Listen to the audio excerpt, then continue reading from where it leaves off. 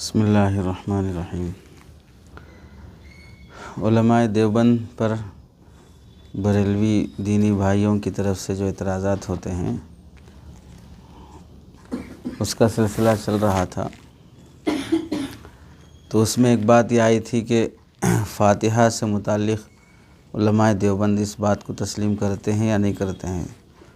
تو پہلا محاضرہ اسی پہ تھا کہ فاتحہ یعنی ایصال ثواب، اسے اہل سنت والجماعت یعنی علماء دیوبند تسلیم کرتے ہیں۔ دن کی تعین، تخصیص، حیت کی تخصیص، یہ سب چیزیں شرعاً ثابت نہیں ہیں۔ اسی کا سلسلہ ہے کہ میت کے ایصال ثواب کا مسنون طریقہ کیا ہے جو حدیث سے ثابت ہے۔ آج وہی خلاصے میں آئے گا۔ میت کے ایصال ثواب کا مسنون طریقہ یعنی اپنے مرحومین کو ثواب پہنچانا ہو تو مجموعی طور پر احادیث سے جو طریقے ثابت ہیں اسے ہم مسنون طریقہ بھی کہہ سکتے ہیں۔ وہ 4 طریقے ہیں۔ نمبر 1، مرحومین کے لیے دعا کا اہتمام کرنا۔ مرحومین کے لیے دعا یہ نافع ہے، اس سے مرحومین کو فائدہ پہنچتا ہے، اور اس کے درست ہونے پر علماء اہل سنت والجماعت میں کسی کا اختلاف نہیں ہے۔ سب اس پر متفق ہیں، چاہے وہ کسی بھی مسلک کے ہوں، کہ مرحومین کے لیے دعا شرعاً درست ہے جبکہ وہ مسلمان ہوں۔ دلیل اس کی یہ ہے، قرآن مجید میں اللہ رب العزت ارشاد فرماتے ہیں والذین جاءوا من بعدہم یقولون ربنا اغفر لنا ولاخواننا الذین سبقونا بالایمان۔ تو یہاں پر اللہ تعالیٰ نے خود ذکر فرمایا کہ جو ان کے بعد آتے ہیں، یقولون وہ کہتے ہیں ربنا اے ہمارے پروردگار ہماری بھی مغفرت فرما اور ہمارے ان بھائیوں کی الذین سبقونا بالایمان جو ہم سے پہلے ایمان کی حالت میں دنیا سے جا چکے ہیں۔ تو یہاں ثابت ہو رہا ہے مرحومین کے لیے دعا کرنا، یہ ایک چیز ہو گئی۔ دوسرا طریقہ مرحومین کے لیے ایصال ثواب کا مالی عبادتوں کے ذریعے سے، نفلی صدقات، قربانی وغیرہ کے ذریعے سے مرحومین کو ثواب پہنچانا، جو مالی عبادت شمار ہوتی ہے۔ اس کے جائز ہونے پر بھی تمام اہل سنت والجماعت کا اتفاق ہے۔ چنانچہ شیخ الاسلام حافظ ابن تیمیہ رحمۃ اللہ علیہ، جن کو بعض وہ بھائی بھی مانتے ہیں بلکہ بہت زیادہ مانتے ہیں جو حدیث پر عمل کرنے کے دعوے دار ہیں، وہ خود فرماتے ہیں فتاوی ابن تیمیہ جلد نمبر 24 صفحہ نمبر 309 پر والائمۃ اتفقوا علی ان الصدقۃ تصل الی المیت وکذلک العبادات المالیہ کالعتق۔ ائمہ اس بات پر متفق ہیں کہ صدقات کا ثواب یعنی مالی عبادتوں کا ثواب میت کو پہنچتا ہے، اور ایسے ہی دوسری مالی عبادات جیسے کہ غلام آزاد کرنا وغیرہ، یعنی مال کے ذریعے سے آپ جو نیکی کمائیں گے اس نیکی کو اگر آپ مرحومین کو پہنچانا چاہیں تو پہنچا سکتے ہیں۔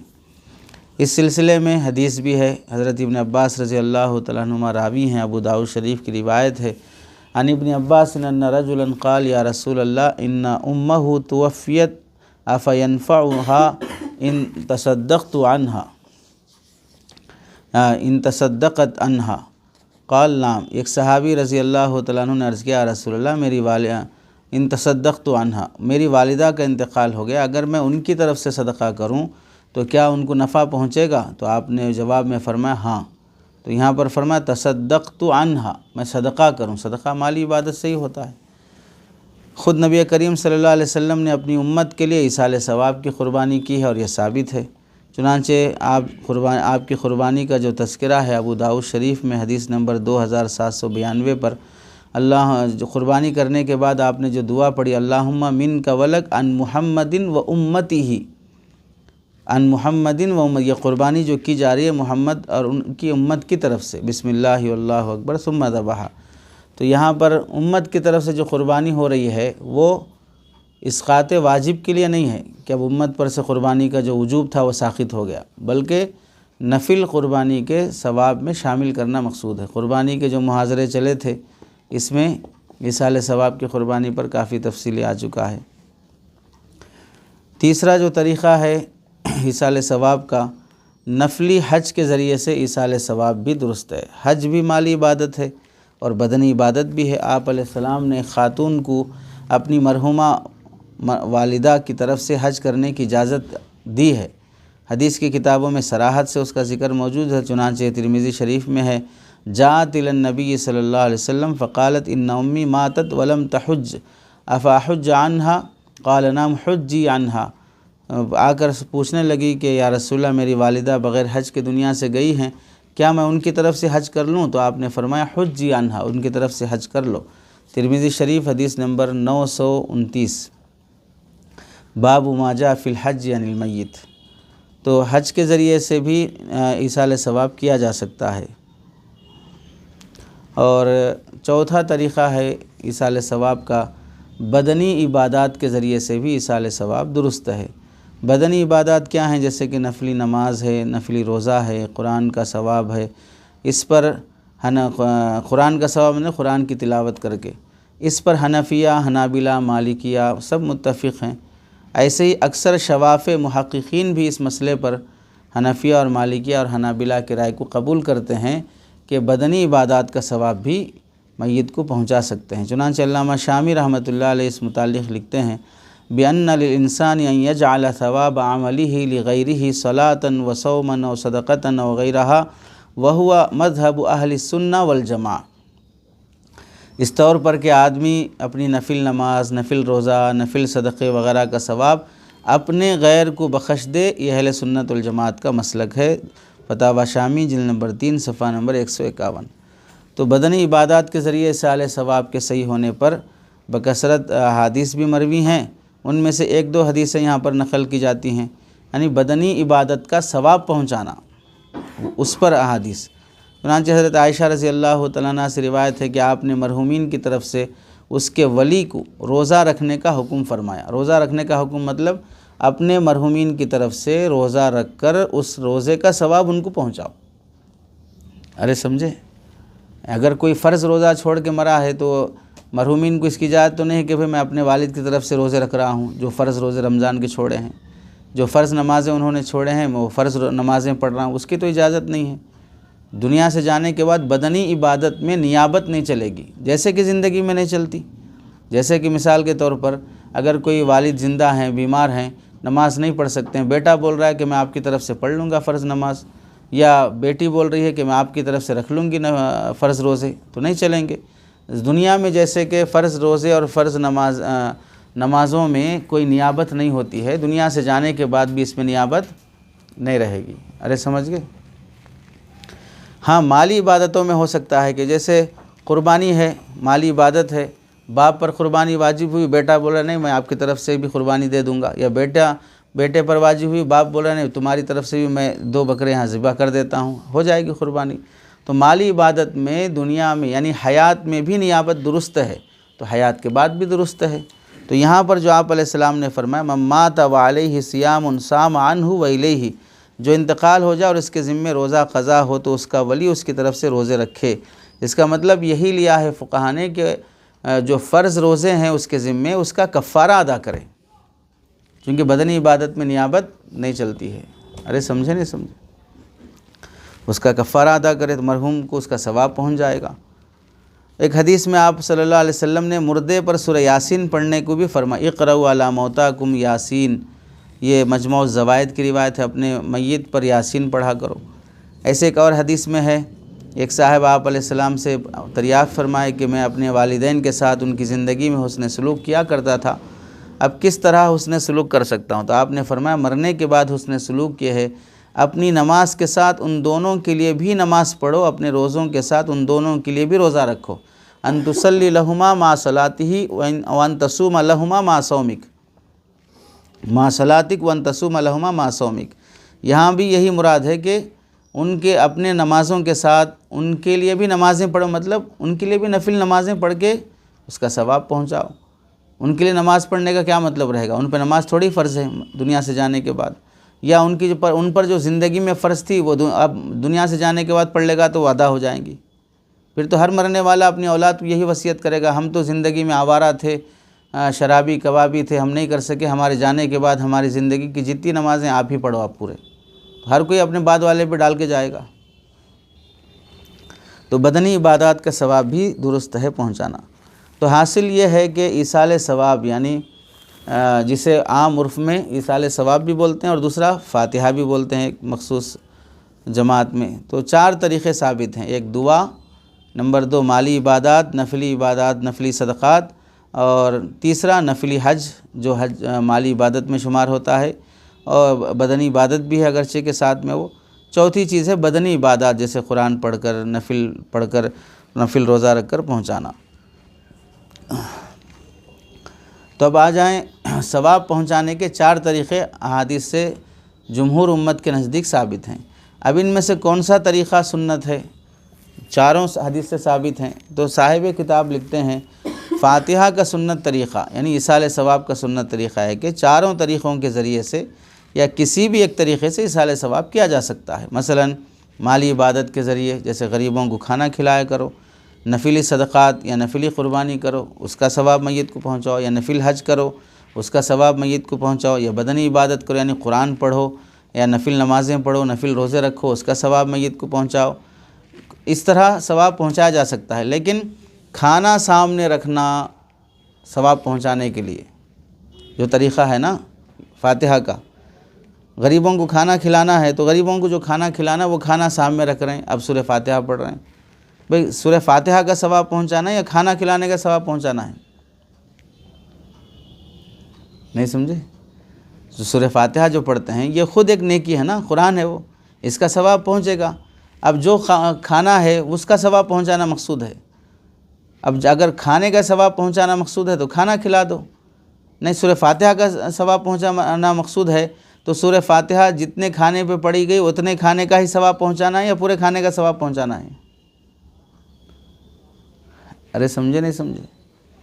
تو یہ چیزیں کہ بھئی کھانا سامنے رکھ کے یہ فاتحہ پڑھنا، سورہ فاتحہ اور دنوں کی تخصیص کرنا، انہی دنوں میں سورہ فاتحہ پڑھنے کو ضروری سمجھنا، یہ چیزیں غلط ہیں، اس کے علماء دیوبند قائل نہیں ہیں۔ چنانچہ دارالعلوم دیوبند کے جو مفتی صاحب ہیں، مفتی محمود صاحب گنگوہی رحمۃ اللہ علیہ فتاوی محمودیہ میں لکھتے ہیں نفس ایصال ثواب بلا التزام تاریخ، دن، حیت وغیرہ کے قرآن کریم، تسبیح، نماز پڑھ کر، روزہ رکھ کر، غربا کو کھانا، نقد یعنی کیش وغیرہ کچھ دے کر جب توفیق ہو شرعاً درست ہے، نافع ہے، اس طرح پہنچانا درست ہے، کوئی حرج کی بات نہیں ہے۔ ایصال ثواب میں بہترین طریقہ کیا ہے؟ بہترین طریقہ ایصال ثواب کے ان 4 طریقوں میں اگرچہ کہ چاروں کی وضاحت آ چکی ہے، وہ طریقہ زیادہ بہتر ہے جس کا اثر اور نفع محدود وقت تک نہ ہو بلکہ دیر پا رہے۔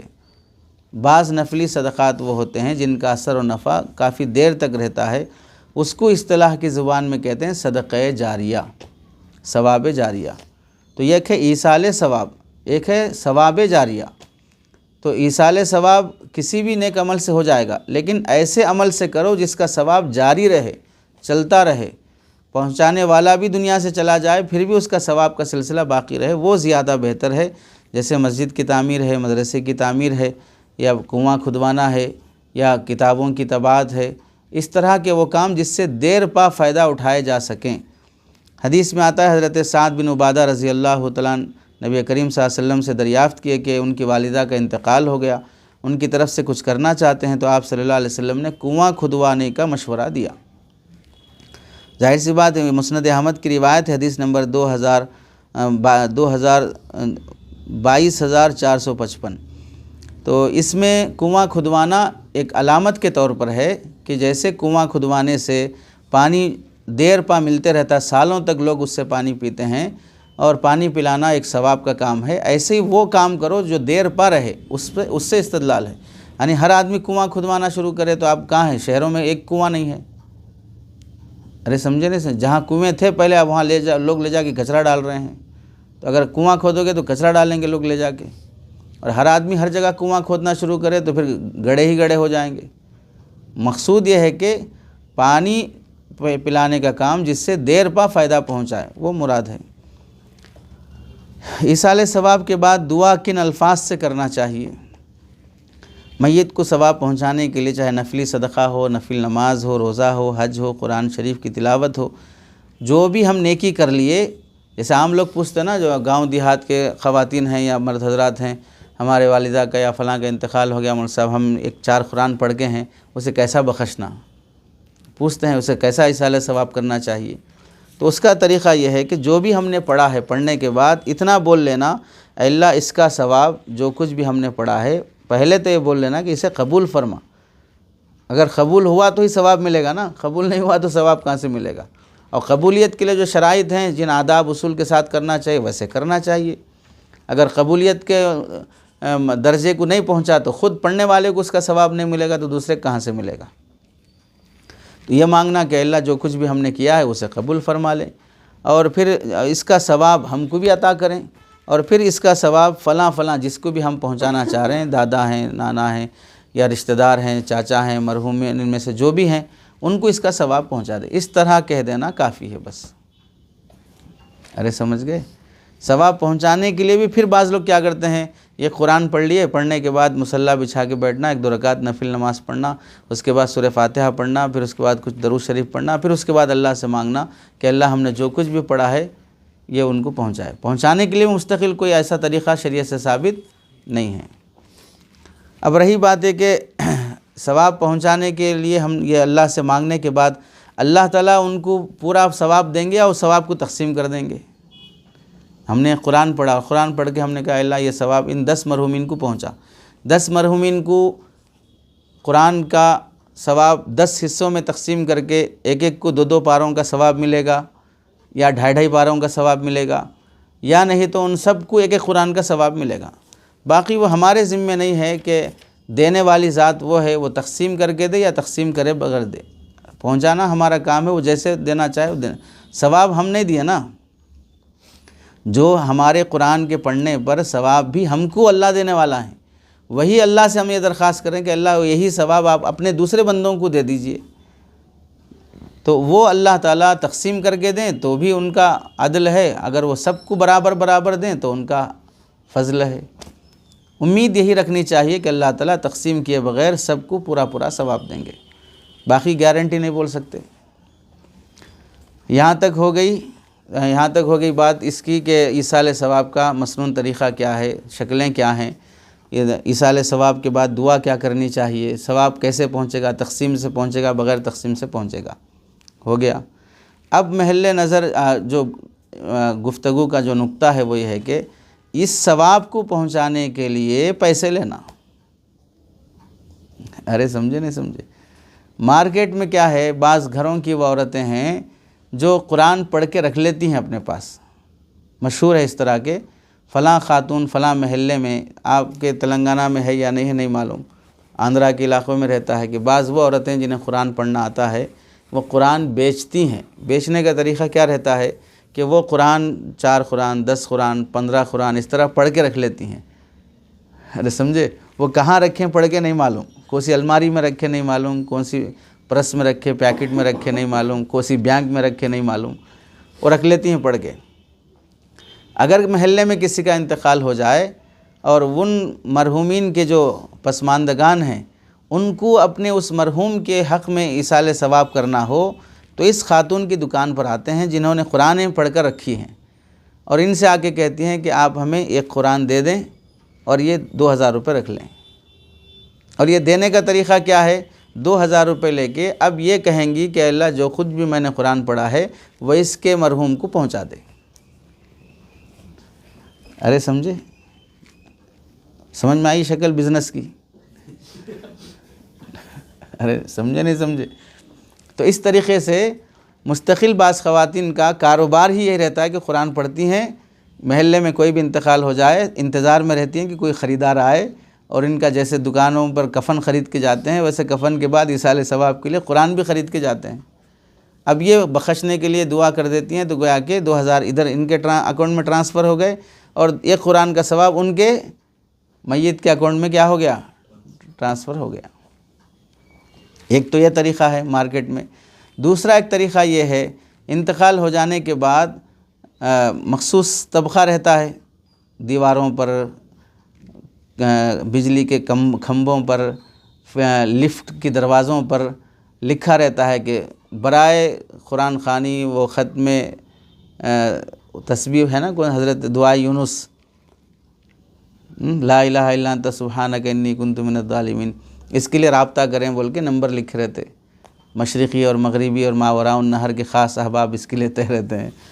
تو وہ ایک ٹولہ رہتا ہے مستقل گھر گھر جا کے قرآن پڑھنے کا۔ بعض جگہوں پر تو مدارس والوں کی حال بھی اتنی سڑی حالت ہو گئی ہے، مدرسے کے بچوں کو کوئی بھی مر گیا، کوئی کس کا بھی جنازہ ہوا، فوراً آٹو بھر بھر کے بکریوں کا ریوڑ جیسے دال لے کے جاتے ہیں ویسے لے کے جاتے رہتے ہیں، مدارس والے بھی بھیجتے رہتے ہیں۔ اب ان کا فائدہ کیا ہے؟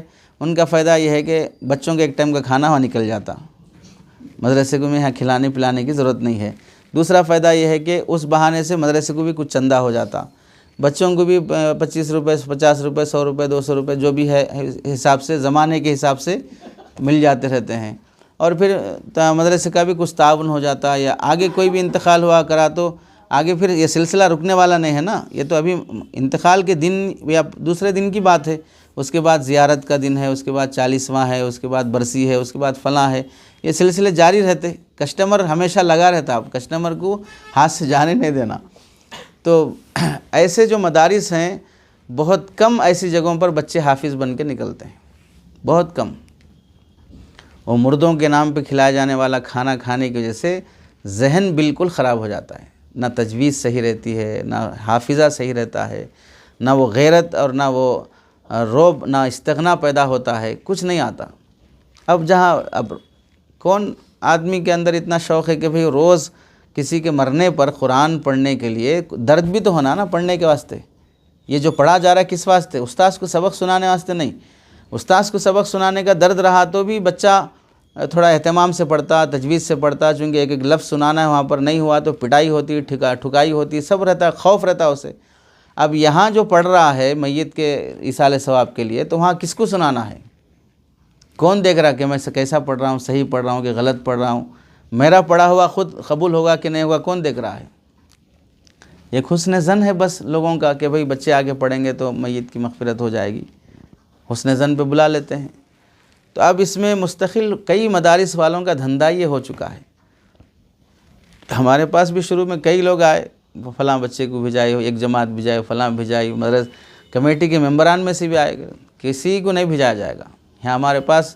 بھیجانے کی تو دور کی بات، آپ میت کے لا کے دیے تو کھانے والے نہیں، یہاں پر ضرورت ہی نہیں ہے۔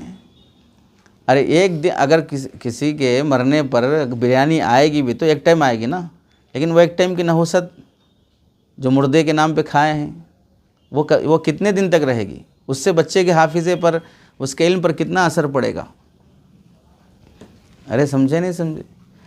آگے بھی آپ لوگوں کے لیے یہی نصیحت ہے کہ اپنی اولاد کو ایسے ہی اداروں میں پڑھاؤ جہاں پر اس طرح کے کھانے نہ کھلائے جاتے ہوں، تاکہ وہ بچے پڑھ کر علم کا صحیح حق ادا کر سکیں۔ جس کی خمیر میں، جس کے ضمیر میں ہی جنازے شامل ہوں، مردے شامل ہوں، ان کے مرحومین کے نام شامل ہوں، تو وہ کہاں سے ایک روب کے ساتھ نڈر ہو کر برجستہ حق بات، لا خوفۃ لائم، کسی کا ملامت کیے کہ خوف کے بغیر بولنے کی کہاں سے آتی ہے اس کو یہی ڈر رہتا ہے کہ کچھ بھی بولے تو چلے جاتا نوالا ہاتھ سے بول کے۔ آدمی مخلوق کو خالق سمجھ بیٹھتا پھر۔ تو ایک مسئلہ وہ ہے کہ جو مرحومین کے ایصال ثواب کے لیے ان 4 طریقوں میں سے مارکیٹ میں جو رائج ہیں، یہ کہ پہلے سے پڑھ کے رکھ لینا، دوسرا ہے آن ٹائم پڑھنا، کہ میت ادھر گئی ادھر فوراً کیا کرے، تازہ قرآن پڑھ کے بخشا جائے، باسی قرآن نہ ہو، باسی تلاوت نہ ہو، تازہ تلاوت ہو۔ تو اس کے لیے بھی ایک جماعت رہتی ہے جو گھر گھر جا کے قرآن خوانی کر کے، اب اس میں بھی 2 اصطلاحات ہیں، ایک قرآن خوانی ہے، ایک ختم قرآن ہے۔ ارے سمجھے؟ تو جو ان کا گروپ لیڈر رہتا ہے وہ اس اصطلاح کا بہت فائدہ اٹھاتا۔ فائدہ یہ ہے کہ قرآن خوانی کو بلائے یا ختم قرآن کو بلائے، قرآن خوانی کو بلائے تو اس کا ریٹ الگ رہتا، ختم قرآن کو بلائے تو اس کا ریٹ الگ رہتا۔ ارے سمجھے؟ ہو سکتا ہے کہ میری بات غلط ہو، میں منطقی گفتگو کر رہا ہوں، بھئی تقسیم جیسے کہ کلی کی 4 قسمیں ہیں، 5 قسمیں ہیں، ایسا قسمیں کر کے ہم بھی قرآن خوانی کی 2 قسمیں ہیں، تو اس طرح ہو سکتا ہے، لیکن ایک اندازہ ہے اس طرح کی بات۔ بعض جگہ سے جہاں شکایتیں پہنچتی ہیں کہ بھئی ہم پورا قرآن پڑھو بولے، تو اب جو صاحب لیڈر ہیں انہیں بولے آپ قرآن خوانی کو بلائے، ہمارے کو ختم قرآن کو نہیں بلائے۔ پہلے بولتے تو ہم ختم قرآن کا ریٹ الگ بتاتے تھے آپ کو، تو قرآن خوانی کا مطلب کیا ہوگا کہ ہر بچہ جیسے 10 آدمی آئے تو 10 آدمی 10 پارے پڑھیں گے، بس ختم، باقی 20 پارے نہیں پڑھیں گے۔ تو قرآن خوانی ہوئی کہ نہیں ہوئی؟ 10 پارے قرآن پڑھنا نہ ہوا تو اس کی قیمت الگ رہتی ہے۔ باقی ختم قرآن ہے تو ہر بچے کو 3 پارے پڑھنا پڑتا ہے، 1-1.5 گھنٹے کا وقت لگ جاتا ہے، تو اس کی قیمت الگ رہے گی۔ تو اس طرح قیمت لگا کر قرآن پڑھا کر پھر اس قرآن کا ثواب میت کو پہنچانا۔ ارے سمجھے نہیں سمجھے؟ یہ بھی ایصال ثواب کا ایک طریقہ ہے جو مارکیٹ میں رائج ہے۔ اس سلسلے میں شریعت کا کیا کہنا ہے؟ تو خلاصہ اس کا یہ ہے کہ آج کل روپیے پیسے لے کر آیت کریمہ ہو یا قرآن کریم ختم کیا جاتا ہو، پیسہ لے کر کیا جاتا ہے، تو یہ جائز نہیں ہے، کیونکہ یہ ایصال ثواب نہیں ہے بلکہ یہ قرآن فروشی ہے۔ صاحب کتاب لکھ رہے ہیں ثواب کے لیے عمل میں اخلاص ضروری ہے، اور جو عمل اخلاص سے خالی ہو اس میں ثواب حاصل نہیں ہوتا۔ جب ختم قرآن پر معاوضہ لیا گیا، پیسے کی خاطر ہی پڑھا گیا ہے، وہاں پر کوئی اور مقصد ہی نہیں ہے اس کے علاوہ، قرآن پڑھیں گے پیسہ ملے گا، تو اس میں وہ ثواب کی کیفیت باقی نہیں رہتی ہے۔ جب ثواب کی کیفیت نہیں رہی، یعنی پڑھنے والے کو خود ثواب نہیں ملا، تو وہ کس کو ثواب پہنچا سکتا ہے؟ یعنی بھئی میں کسی کو پیسہ دے کے بولا بھئی یہ پیسے وہاں پہنچا دو، بولے تو ٹھیک ہے، میں پیسہ نہیں دیا کسی کو، میرے ہاں میں فقیر ہوں اور بول رہا ہوں بھئی پیسہ پہنچا دو، ہاں بولے تو کیا پہنچائیں؟ آپ دیے تو نہ ہم پہنچائیں گے۔ تو اس طرح کے قرآن پر پڑھنے والے کو ہی ثواب نہیں ملتا تو وہ پہنچائے گا کس کو؟ چنانچہ علامہ شامی رحمۃ اللہ علیہ فتاوی شامی میں بھی اور رسم المفتی جو اصول افتاء میں پڑھائی جاتی ہے اس میں صاف لکھتے ہیں کہ جب آدمی پیسے لے کر قرآن پڑھے گا تو روپیوں کے لیے قرآن پڑھا ہے، نہ کہ ثواب پہنچانے کے لیے۔ تو جب عمل اخلاص سے خالی رہا تو ثواب نہیں ملا، اور جب ثواب ہی نہیں ملا تو دوسروں کو کیوں کر اس کا ثواب پہنچایا جا سکتا ہے۔ اس لیے معاوضہ لے کر قرآن پڑھنے اور پڑھوانے سے بچنا چاہیے، یہ ناجائز ہے، اس سے نہ ثواب ملتا ہے اور نہ ہی ثواب پہنچتا ہے۔ یہی اہل سنت والجماعت کا فتویٰ ہے۔ اس سلسلے میں آسانی کے لیے بن نوریہ ٹون کا فتویٰ ہے ایصال ثواب کے لیے جو قرآن خوانی کی جاتی ہے آج کل۔ اب اس مسئلے میں اللہ معاف فرمائے بریلوی دینی بھائیوں کا مسئلہ نہیں ہے، اب اس میں اپنے دیوبندی بھائیوں کا بھی ایک بڑا مجمع وہ ہے جو قرآن خوانیوں میں نمبر 1 ہے، چونکہ ہاں مسجدوں کے حالات اور فلاں کے حالات اس طرح کے ہیں کہ بھئی اب گزارے مشکل ہیں، یہ سوچ کر کئی حفاظ کئی ائمہ نہ شیخ سے رابطہ رکھنے تیار، نہ دینی مجلسوں میں آنے تیار، نہ اساتذہ سے رابطہ تیار، نہ اپنے سینئر علماء کا ادب احترام۔ ان کے نزدیک صرف یہی ہے کہ ہم سے بڑے علماء کما لے کے اچھا سیٹ ہو گئے، بس ختم، اب ہمارے کمانے کی باری ہے، اب ہمارے کمانے کے واسطے کوئی سورسز نہیں ہے، اس واسطے ہر آیت در گھسیٹ عام ہو یا کبیٹ، جو بھی ہو لے لو، اب اچھا خراب سب بعد میں دیکھ لیں گے۔ چنانچہ اب دارالعلوم بن نوریہ ٹون کا فتویٰ کیا ہے اسے سنا دیتے ہیں۔ قرآن پڑھنا خیر و برکت کا ذریعہ ہے، اس کے پڑھنے کا ثواب لوگوں کو پہنچتا ہے۔ ایصال ثواب یا برکت کے حصول کے لیے قرآن خوانی کرنا بلا شبہ درست ہے، لیکن اس کے لیے چند امور کا لحاظ رکھنا ضروری ہے۔ نمبر 1، جو لوگ بھی قرآن خوانی میں شریک ہوں ان کا مطمح نظر مقصود محض رضا الہی ہو، اہل میت کی شرم اور دکھاوے کی وجہ سے مجبور نہ ہو، شریک نہ ہونے والوں پر کوئی نکیر نہ کی جائے، بلکہ انفرادی تلاوت کو اجتماعی قرآن خوانی پر ترجیح دی جائے کہ اس میں اخلاص زیادہ ہے۔ کیا مطلب سب آؤ بیٹھو بھئی سب پڑھیں گے؟ ضرورت نہیں ہے بھئی، کس کا ہونا اپنی جگہ پر پڑھو اور اپنا اپنا پہنچا دو، سب کا مقصد میت کو ایصال ثواب ہے، یہاں ہی سب مل کے جمع ہو کے کرنا کوئی ضروری نہیں ہے۔ دوسرا ہے کہ قرآن کریم کی تلاوت صحیح کی جائے، غلط سلط نہ پڑھا جائے، ورنہ اس حدیث کا مصداق ہوگا بہت سے لوگ قرآن پڑھنے والے ایسے ہیں کہ قرآن خود اس پر لعنت کرتا ہے۔ یہ حدیث استدلال کے لحاظ سے کیا ہے وہ اور موضوع ہے، بہرحال غلط پڑھنا تو غلط بات ہے، صحیح پڑھنا چاہیے۔ تیسری بات ہے کہ ایصال ثواب کے لیے کی گئی قرآن خوانی، ایصال ثواب کے لیے قرآن خوانی کسی معاوضے پر نہ ہو، سمجھ گئے؟ ایصال ثواب کے لیے کی قرآن خوانی معاوضے کے بدلے نہ ہو، ورنہ قرآن پڑھنے والوں ہی کو ثواب نہیں ملے گا، میت کو کیا ثواب پہنچائیں گے۔ فقہاء اکرام نے تصریح کی ہے قرآن خوانی کے لیے دعوت کرنا، صلحاء و قراء کو ختم کے لیے یا سورہ انعام یا سورہ اخلاص کی قرات کے لیے جمع کرنا مکروہ ہے، اس پر اجرت لینا جائز نہیں ہے، کیونکہ یہ تلاوت قرآن پر اجرت ہے جو کہ ناجائز ہے، سمجھ گئے؟ یہ ہو گیا۔ چوتھی بات یہ ہے کہ یہ ایصال ثواب کے لیے نہ کوئی خاص دن ہو نہ کوئی خاص تاریخ متعین کیا جائے۔ اور جہاں یہ شرائط کا لحاظ نہ کیا جائے تو وہاں اس طرح اجتماعی قرآن خوانی کرنا درست نہیں ہوگا۔ اور اگر مذکورہ بالا شرائط کی رعایت کی جاتی ہے اور اجتماعی طور پر قرآن خوانی کو لازم نہ سمجھا جائے، بلکہ اگر اتفاقاً اکٹھے ہو جائیں، وہاں موجود لوگ مل کر قرآن خوانی کر لیں، یا اگر کوئی پڑھنے والا دستیاب نہ ہو تو جو پڑھنا جانتے ہیں ان سے پڑھوا لیا جائے، اور اس پر اجرت لینے دینے کا معاملہ نہ ہو، اس کے عوض دعوت کا التزام بھی نہ ہو، اور خاص تاریخ اور دن کی تخصیص بھی نہ ہو، تو پھر جائز ہے۔ تو ایصال ثواب سے انکار نہیں ہے۔ تو یہ سارے جو ایکسٹرا فٹنگ جو کر رہے ہیں اس سے مسئلہ خراب ہو جا رہا ہے۔ جیسے سادہ ہے اس سادہ پن رکھو، اس کا حسن باقی رہے گا۔ یہاں تک ہوگی۔ پانچویں بات، اور اگر علاج یا شفا کے لیے یا قید سے رہائی کے لیے وظیفے کے طور پر قرآن پڑھایا جائے، علاج کے طور پر، جیسے مثال کے طور پر دکان میں برکت نہیں ہو رہی، ایک حافظ صاحب کو بولے مولانا صاحب روز صبح آپ آگے میرے دکان پہ سورہ یاسین پڑھ کے جائیے دکان میں برکت کے لیے، ایسے ہی مغرب کے ٹائم پہ آگے سورہ واقعہ پڑھ کے جائیے، جمعہ کے دن آگے سورہ کہف پڑھ کے جائیے، کوئی بھی ایک، یا روز آ کے میرے دکان میں ایک پارہ قرآن کا پڑھ کے جائیے۔ ایسے ہی گھروں کے نیا گھر اوپن ہوا تو اس نئے گھر میں جنات وغیرہ آ کے بسنے سے پہلے ہم چلے جائیں، ارے سمجھے، جنات سے کمپٹیشن ہو رہا ہے کہ پہلے وہ نہ جائیں ہم چلے جائیں، قرآن پڑھا کے ان کو آنے سے روک رہے ہیں۔ ارے سمجھے کہ قرآن پڑھے تو جنات نہیں آئیں گے، جنات تو ہر جگہ رہتے ہیں، چاہے قرآن پڑھو یا نہ پڑھو، باہر صورت رہتے ہیں۔ نہیں رہے کسی گھر میں جنات تو اس گھر کے لوگ ہی جنات بن جاتے ہیں۔ تو اگر نیا گھر ہے اوپننگ ہوا تو وہاں قرآن خوانی کی جا رہی ہے تو وہ بھی ایصال ثواب کے لیے نہیں ہے۔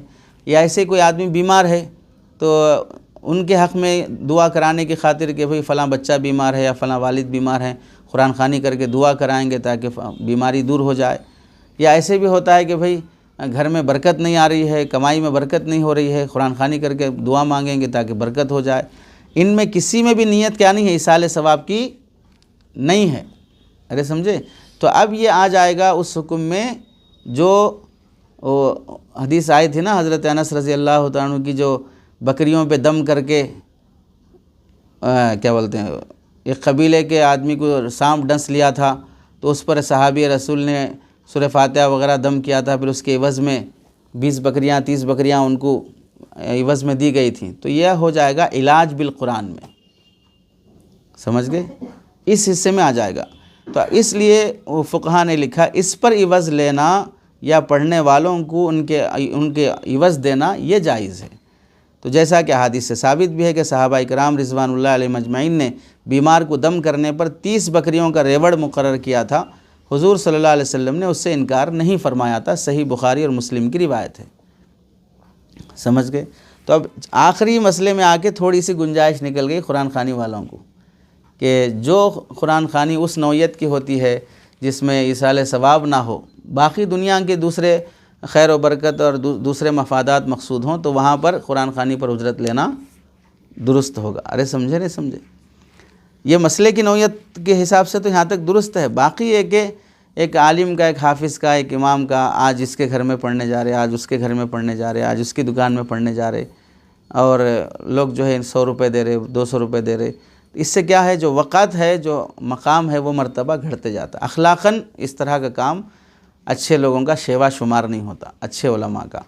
تو اخلاقاً جو چیز بری ہے اسے بھی چھوڑ دینا چاہیے۔ باقی کہ کوئی ایسے ہیں جا کے کر لیتے ہیں، ایصال ثواب کی نیت سے نہیں کرتے ہیں، تو اس کے لیے مسئلے کی نوعیت سے گنجائش رہتی ہے۔ جن کو بڑے کام کرنا ہوتا ہے ان کو ایسے چھوٹے کاموں میں نہیں پڑھنا چاہیے۔ خلاصہ کلام کیا ہوا؟ ایصال ثواب کی 4 صورتیں شریعت میں ہیں، چاروں ثابت ہیں۔ ایصال ثواب کا طریقہ بھی ثابت ہے۔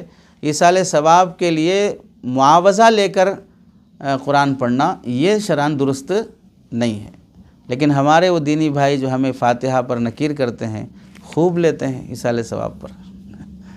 ارے سمجھے نا، یعنی ہم فاتحہ کے قائل نہیں بولتے، لوگ فاتحہ نہیں دلاتے، اور یہ بول کر فاتحہ کے نام پہ خوب کھاتے ہیں۔ ارے سمجھے نہیں سمجھے؟ مسئلہ کھانے کا ہے، مسئلہ ایصال ثواب کا ہے، یہ کیوں بڑھا لیا پھر اس کے ساتھ؟ چلیے اللہ صحیح سمجھ نصیب فرمائے۔